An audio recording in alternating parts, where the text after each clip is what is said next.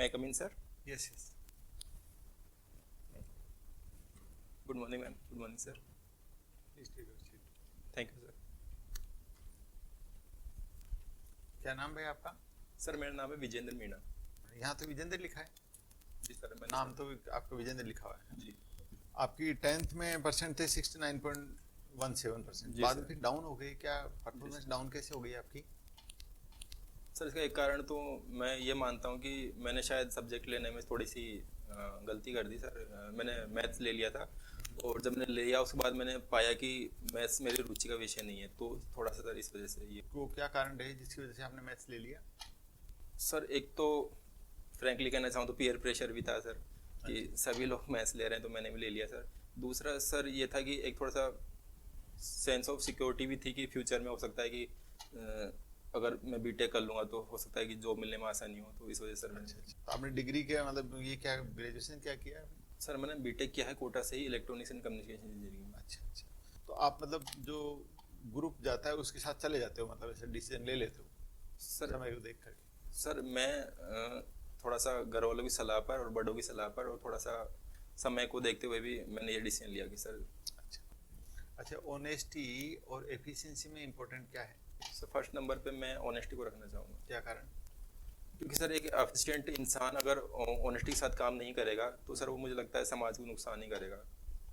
दूसरा ये पॉइंट भी हो सकता है कि एफिशिएंसी तो ट्रेनिंग से दी जा सकती है, बिल्कुल सर, ये सर। लेकिन ऑनेस्टी ट्रेनिंग से नहीं सिखाई जा सकती। जी सर। सही है।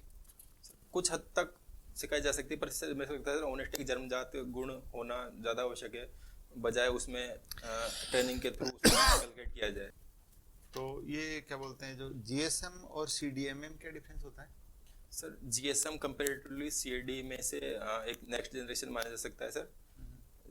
जीएसएम के मार्फत हम वो काम कर सकते हैं जो सीडीएम के मार्फत नहीं किया जा सकता। जैसे कि क्या एक होते हैं जीएसएम, क्या होता है? सर जीएसएम की जो अगर फुल फॉर्म पूछी जाए तो ग्राउंड सर्विस मोबाइलिंग होता है सर, अगर मैं गलत नहीं हूँ तो थोड़ा सा बोला।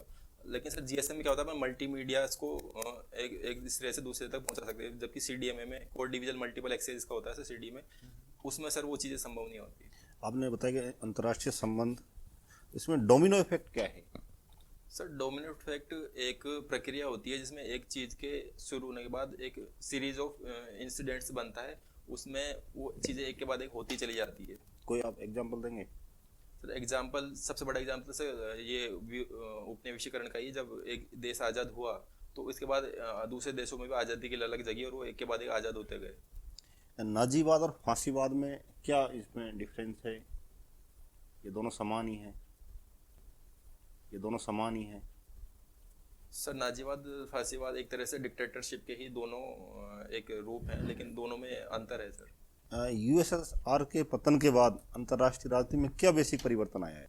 सर जब यूएसएसआर का पतन हुआ तो देखने में आया कि जो कम्युनिज्म की सोच है उसका थोड़ा सा प्रसार कमज़ोर हो गया विश्व में, और दूसरा कैपिटलिज्म को लोग बाग ज़्यादा प्रभावशाली मानने लगे थे। कोटा में वर्तमान में कितनी यूनिवर्सिटीज़ हैं? कोटा मैडम मैं गिनाना चाहूँ तो सबसे पहले तो राजस्थान टेक्निकल यूनिवर्सिटी है, ठीक है।